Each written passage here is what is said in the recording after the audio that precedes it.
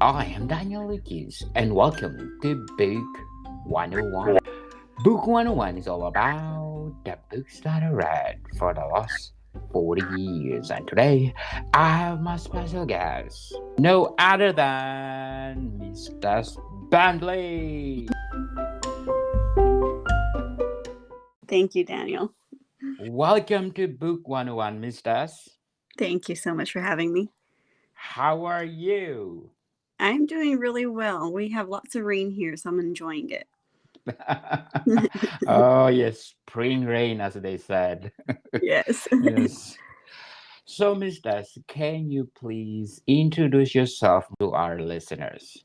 Sure. As you said, my name is Tess Bentley. I am from California, and I have been writing for a couple years now.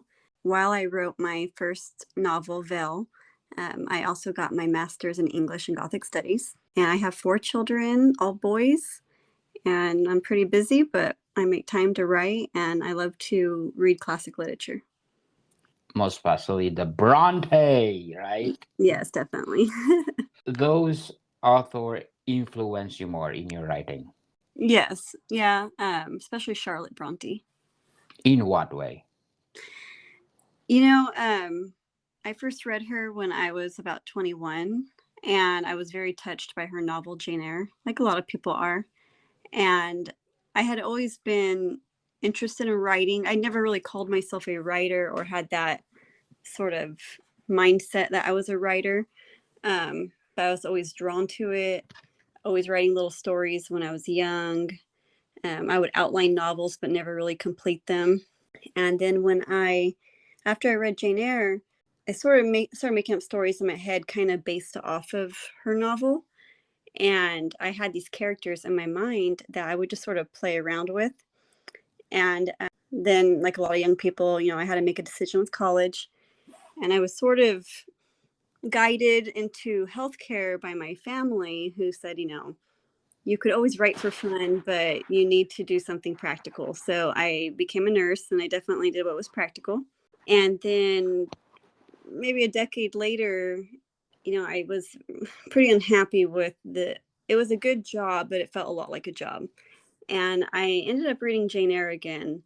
And it sort of just like revitalized that thought I had in my head. And I started thinking about these characters again. And they just wouldn't, I know it sounds crazy, but they wouldn't leave me alone. And I had so many little stories in my mind, I started writing them out. And within a few months, I really started writing a novel. And so I think I started that in maybe January, February 2021. And by November, I had written 100,000 words and I had a full novel. That's be awesome. So, prior to your novel, what are the stories that you wrote that you want to share to us? Yeah, I've written a few short stories for fun. I haven't published any of them. I think I'm more long-winded, so novels work well for me. But when I do have an idea, it's fun to do short stories. So one I wrote was sort of a gothic sea type of story about a siren, and it's called Of Sinners and Sirens. And that one has a bad ending for the characters. So I'm playing with that one, and I'm currently sending that off to some small presses to see about publishing it. And then I've written the Soul Stone, but I actually wrote the Soul Stone after I wrote my novel. So even though they're related to each other, that short story actually came second. Do you think this is a prequel? A prequel, well, it's more like a prelude to it. My novel takes place in 1847, and this story happens towards the end of the 18th century. And Oh, there's in my story, in my novel, there's sort of an inset story where it's like a story within a story, and it gives more information to that. the Bronte authors are came from the Victorian era. Yeah, they wrote their novels during the 19th century, so yeah, they are Victorian authors. I think Jane Eyre was published in 1847. Yeah, I think a couple of them had books published in 1848. So they're definitely very prolific Victorian writers. Why do you like the Victorian era? What make different from Queen Elizabeth era or Queen Elizabeth the First? What's the big difference of Queen Victoria? It's hard to say. I've always been in love with the era. I don't know, maybe my grandma was also a big fan of the Victorian era with her decorations. So she always had like the dark wood, um, porcelain dolls, just you name it, lamps that, look like it. I have a picture of myself as a little girl in her living room, and everything's Victorian in it. So maybe seeing that a lot as a child. As an adult, the Victorian era fascinates me because I don't think our era is so different from it. We are much more advanced, of course, in technology and healthcare, but a lot of our social issues sort of mirror what was going on in the Victorian era. And That so, as I'm reading these novels or studying it for my master's program, I make a lot of connections between our time and theirs. And so that really, I already loved reading novels of that time, but it really inspired me when I wrote my own novel. as a member of the Bronte Society, what is the benefit? It's probably much more beneficial if you live in England, which unfortunately I don't. But I did visit the Bronte Society, or the parsonage where the sisters lived last summer. So one benefit was I got in free because I paid for the membership. But I just, I wanted to support them, so that's why I have the membership and continue with it. Um, it's really neat that they have their home still as a museum. Not a lot of authors have that, and it's so well preserved. It's amazing to go there and see the little table where they wrote their books. We walked around the table, um, to see the graveyard where I'm sure that just filled their imaginations so much. So yeah, anything I could do to support them, makes me very happy to do that. Definitely.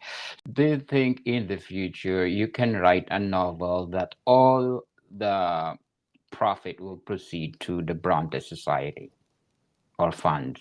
I mean, yeah, that'd be great. I've actually contributed a short story. There's a friend I have that she's on social media on Twitter and Instagram. Her I actually did an interview of her on my website. I do some author interviews.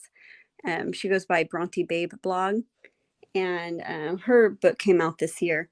So she created an anthology with short stories by just people that love the Bronte sisters. So all of them are inspired, and then 100% of the proceeds went to um, the first time it was the Bronte Society.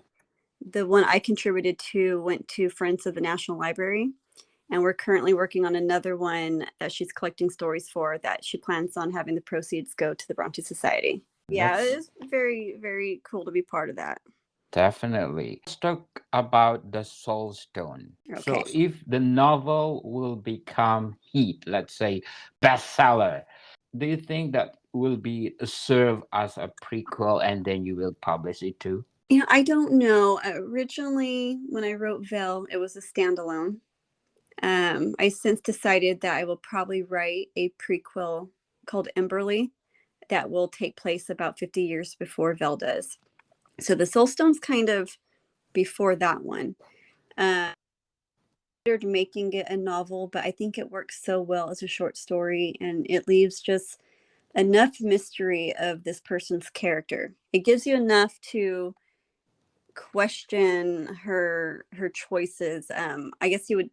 A lot of people like to use the word morally gray, and so this protagonist in the Soulstone, her name's Claudia.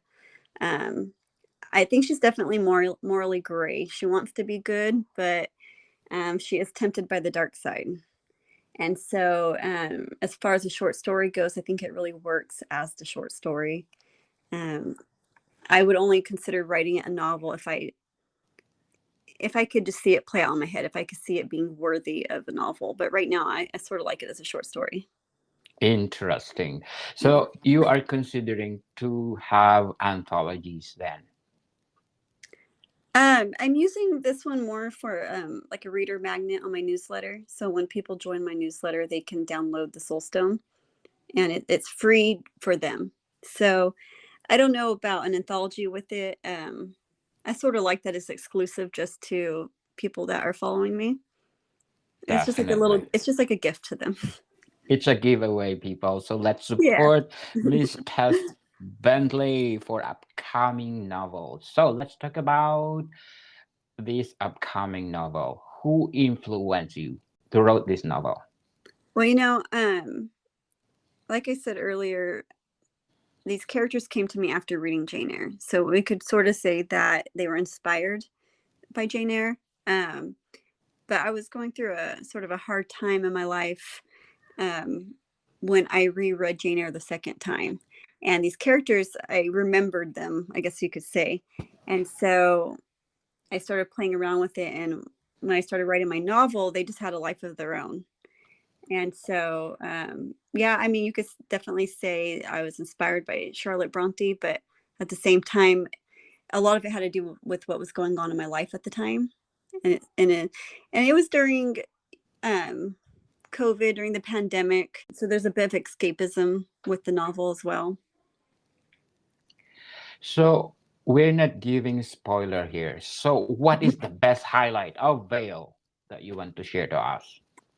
I think it's really interesting. So it takes place during the Victorian era, but it is a time travel novel. And I think I'm not spoiling too much by telling you this. So she starts off, she's a millennial, much like myself, and she gets taken back into Victorian England. And you discover pretty early on that she was meant to be born during the Victorian era. And so she wasn't ever meant to be born during our time. It was a family curse. So she gets taken back to sort of restore this curse that happened. Um, and she's not able to come back to this time. So a lot of time in time travel books, they go back and forth. And in Velle's case, she's being restored to the time she should have been born in the beginning. So how many chapters does Vale have? Yeah, I think it's 36. For those 36 chapters, what chapters have this difficulty of writing with? For me, I think it's always somewhere in the middle that's the hardest. With pacing. I know some writers, they call themselves pantsters, and they sit down and they just start writing and they'll see where it takes them. And I'm somewhere between a plotter and a pantster, I suppose. I have to know how my novel ends. I have to know the beginning and the ending. And I will sort of outline it roughly. I don't make any strict rules for myself because then I would lose my desire to write really quick. But I have to know how it ends. So that does help me with the pacing. But yeah, definitely in the middle, making that I'm not starting to plateau, or, sometimes you do need to slow down, but you don't want it to be so slow that they stop reading the book. So I couldn't tell you off the top of my head exactly what chapter, um, but definitely in the middle is where you start saying, am I going fast enough? Am I going too fast? You start questioning that. But that's part of the fun of writing, is trusting that it works. Definitely. So which chapter you enjoy the most? Mm, yeah, I would say probably the first 3 chapters were really fun to write because I start early on with the time slip. So right away, I'm going into the drama of the story. So maybe I'm going to guess chapter 2, chapter 3. Yeah, chapter 2. I introduced a love story there too, so that was fun. If Vale become bestseller, do you think which is good for a series or a motion picture? Well, that's a lovely thought. Probably motion picture. Why? I like guaranteed endings. I like to tie off, I don't like to leave anything open. And so with a series, for one, if I was really looking at it, there's a risk they don't continue it and your story's not told. So if it was a series, I would hope it would be one of those Netflix series that, they buy all 8 episodes and it's going to be done in 8 episodes. But, Yes. not one that you're like season 3 and you're done. And, they're very, very bad about that. But the motion picture, I feel like, they're fun to go sit and watch. I think the story could be told. It's written in first person narration, so no matter how they did it, there's going to be a loss to the story. But honestly, I would take either one. I wouldn't complain. Yes, definitely. Do you think Vale will be a timeless novel like the Bronte You know, novels? the thing is, we don't get a say in that. Some people will be famous during their time, and no one will remember them in another generation. Some people won't be famous till several generations after they're dead. So I don't put too much whether it will be timeless or not. But I do think the story itself is, besides the time travel and all the fun elements, and those are fun elements. The story itself deals with, depression. So this protagonist that I wrote is coming out of an emotionally abusive marriage, and she's trying to make a decision for herself and her two children. And then as she's deciding that, hey, maybe I do want a better life for myself, maybe I can do this, she's forced back into another time and she doesn't get to make that choice anymore. And so she struggles with that. So it deals with loss, grief, regret. And I do think those themes are timeless because so many of us deal with them. So in that sense, yeah, I think it could be. Very well said. The story of the novel you relate to your self experience or from other people? Yeah, a lot of it is from my own experiences and some other. You meet people, you do learn, how it deals a lot with relationships. So there's definitely a little bit of both. I won't say it's Yes. an autobiography by any means, but it definitely deals with things I've dealt with. Yes, because I asked that question because my recent episode, if a writer experience of what is writing, the more the feeling, the intense is there, and it become more normal story Mhm. that we experience in our daily life. The Veil. Why is publication is on October? Why is not later than October? Um, well, I've been waiting for a bit for it to be published. So October is finally the date that I get to do it. And a fun fact is that it's going to be published specifically October 16th, which is when Jane Eyre was published. So I was pretty excited about that. Um, Yes, let's yeah, celebrate. well, that's I Is love it in symbolism. So, is it independent publishing or traditional publishing? well, I started my own press, so it's definitely indie. I played around with traditional, and I'm not opposed to traditional publishing by any means. And indie publishing is not for everybody. You know, I know some people think it's an alternative, just hey, publish your book, throw on Amazon, and you're done. And you could absolutely do that, and there's nothing wrong with that. Especially if you just want to get your stories out there. In my case, I started my own imprint. I plan to do some editorial services through it. So I would like to, here in the next couple of years, help get other people published that like niche literature like I do. So for me, this was the better choice. I worked with a couple agents that one in particular wanted to sign me, and it feels so capitalist right now. So many people are having to shelve their stories because the market's saturated in this or that. And I really am having a hard time seeing the art in traditional publishing. And it doesn't mean that that's the case for everybody, but it seems to be the majority right now. And you get paid so little for something you've put your heart and soul in. If I question my writing skills, I definitely wouldn't do indie publishing because it takes a lot of work and it takes a lot of money. And it's definitely not cheap. And so you want to make sure you're investing in yourself properly. Yeah, I decided after a lot of, I queried for a while. I went back and forth with an offer, and I just felt like independent publishing was right for me. Definitely. Before we go on, Miss Tess, I just want to shout out to the people listening in Netherlands. Oh, thank you so much for supporting this podcast for these places. North Holland. Oh, thank you so much. Mhm. South Holland and Provincie Gelderland. Sorry if I mispronounce.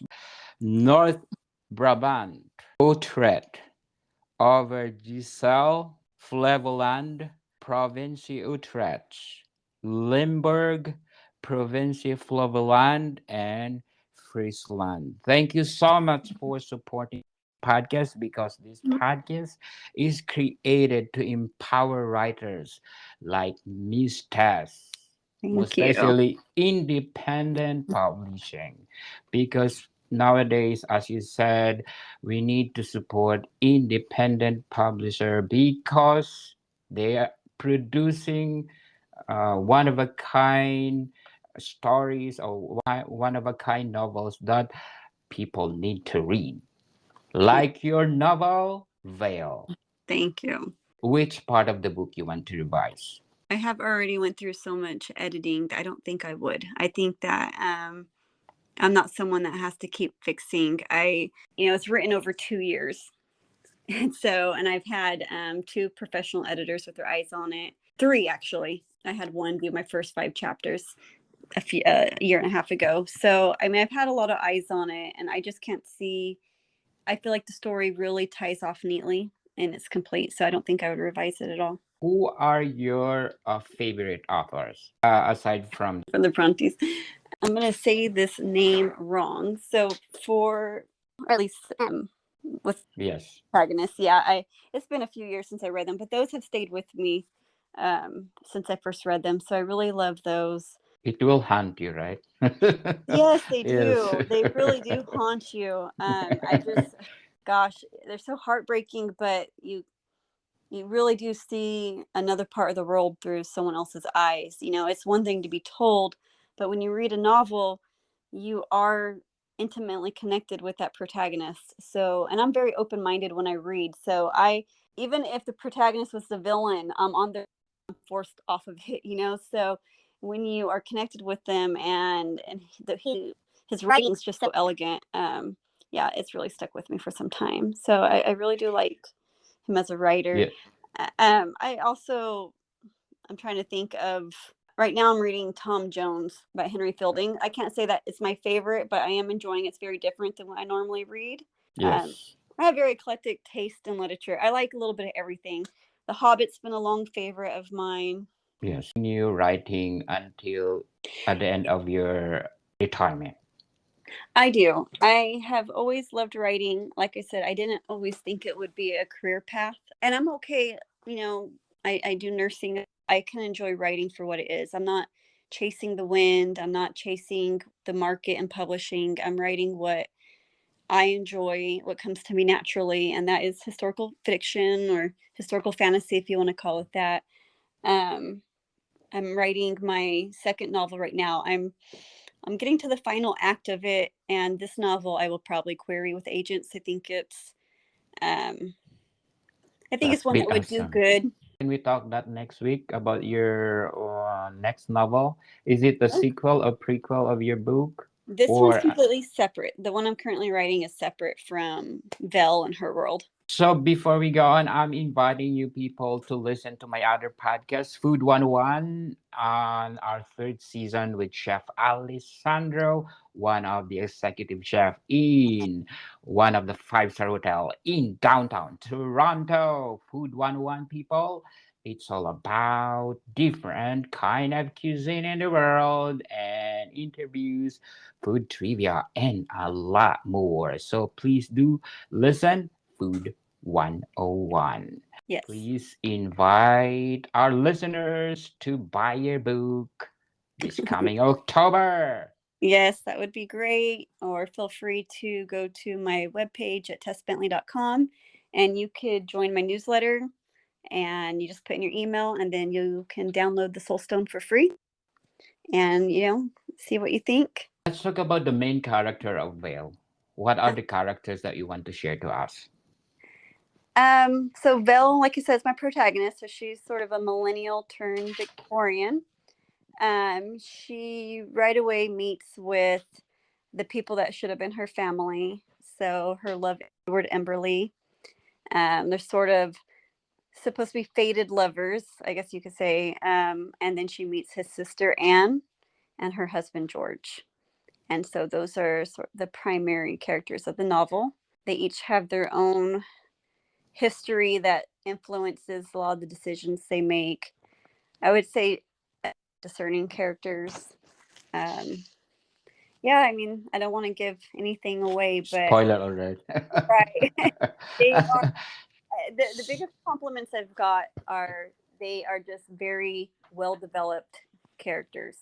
You Most people have gotten very interested in each one of their lives, but they all sort of complement each other. So, I mean, I would say that is how Jane Eyre has influenced the novel because with Jane Eyre, you see Rochester sort of fall in front of Jane. You see him this one way, and then you see the decisions he's made, and then Charlotte Bronte tells you why he's made these choices. And with my characters, that's already happened. So Vel sort of gets their backstory because the story is more about Vel's journey. So I didn't want to make it rough for everybody, but you do see a lot of characterization like that. Yes. So, what are the elements that you put in the story that make the reader glued to it? I think the sub story with the love interest between Vel and Edward, because you're waiting for it. And then I think what really keeps a lot of people going is they want to know what happens with Vel's children. Because at the beginning of the novel, she speaks about her two kids. She has a boy and a girl. And when she gets taken back in time, there's that issue that doesn't go away. So again, I don't want to give a spoiler alert, Spoiler alert. but Yes. so yeah, I think wondering what's going to happen with Vel, I really quickly let you know she can't go back 2 centuries. Yes. So, do you think if this novel become a motion picture, what do you think the best title of the movie? I think Vel would still be pretty solid. It's first person, so that's why I gave her. I named it after her because it is her story. Because if they follow the name of the book, well, Ms.Tess Bentley will be popular. Yeah, that would be nice. That'd be awesome.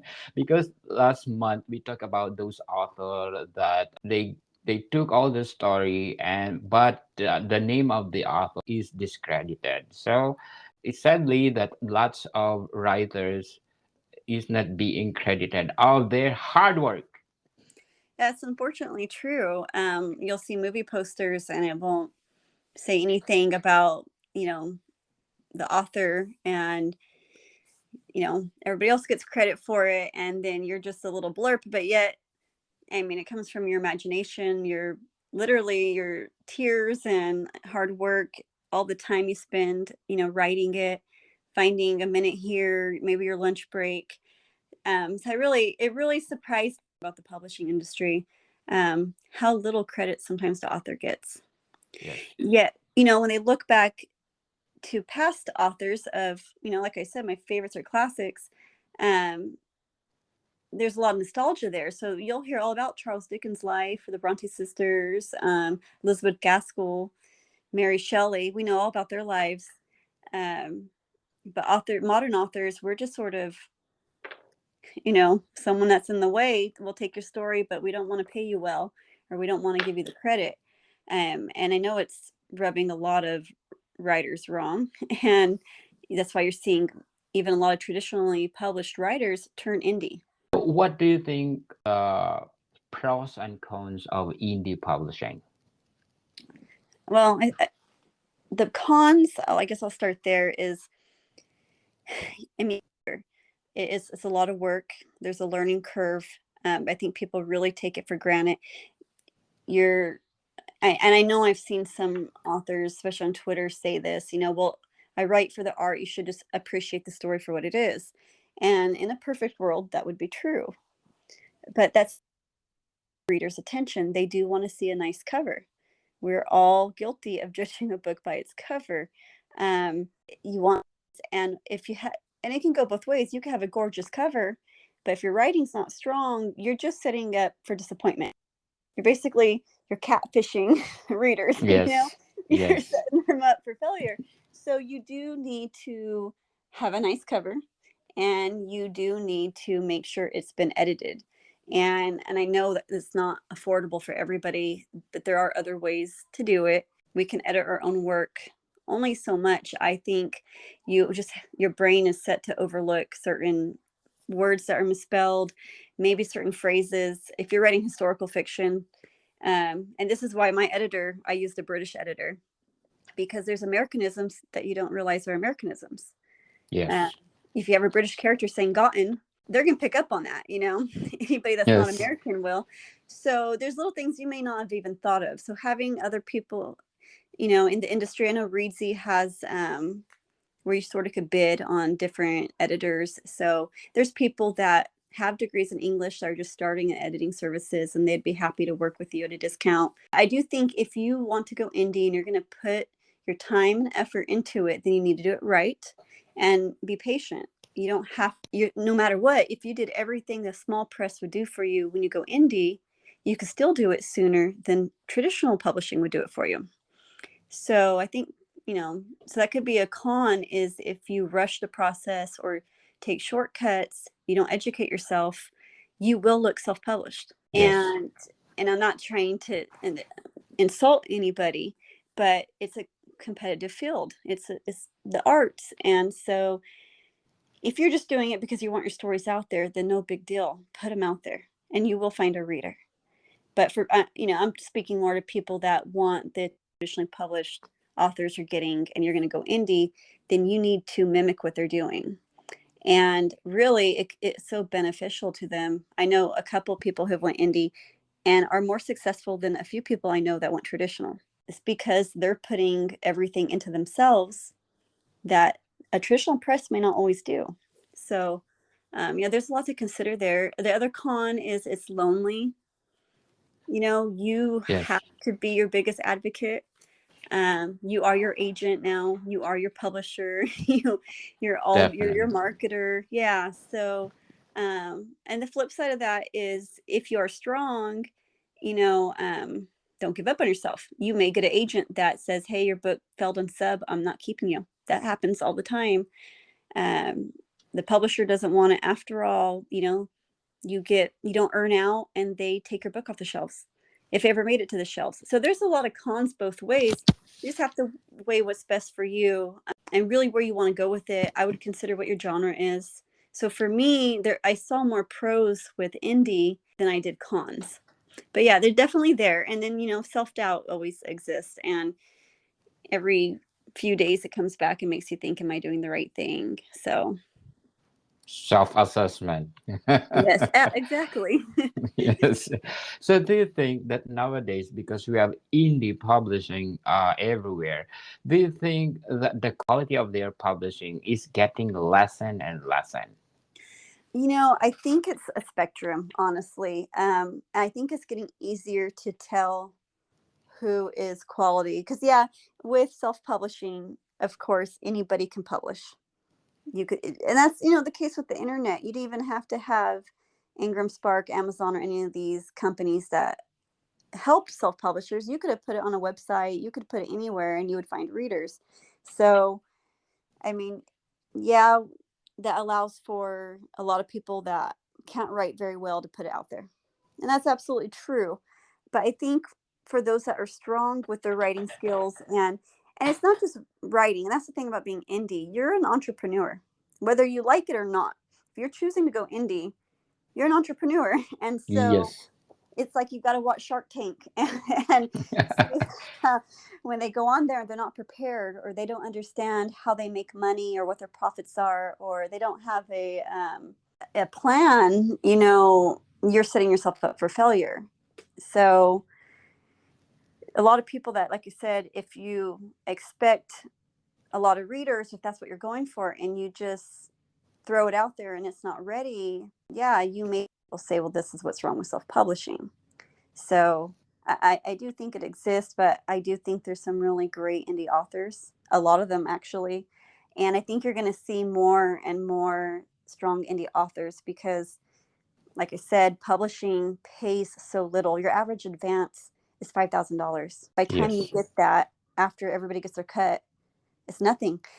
That a year, you cannot write full time on that. It's impossible.